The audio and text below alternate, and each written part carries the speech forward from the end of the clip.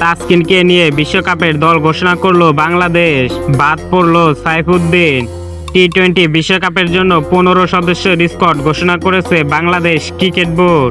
চোট নিয়ে সংখ্যা থাকলেও তাসকিন আহমেদকে নিয়েই বিশ্বকাপের বিমানে চড়বে টিম টাইগার্স। এছাড়া সাম্প্রতিক সময় অফ ফর্মে থাকলেও লিটন দাসের উপর আস্থা রেখেছে বোর্ড। তবে বিপিএল আলো ছড়িয়ে জিম্বাবুয়ের বিপক্ষে সিরিজে দলে ফেরা পেস বোলিং অলরাউন্ডার মোহাম্মদ সাইফুদ্দিনকে রাখা হয়নি স্কোয়াডে। বাংলাদেশের স্কোয়াডে দেখা যায়নি তেমন কোনো চমক। বিশ্বকাপের 15 জনের স্কোয়াডের বাইরে রিজার্ভ হিসেবে দলের সঙ্গে যাবেন পেসার হাসান মাহমুদ ও ব্যাটসম্যান আফিফ হোসেন।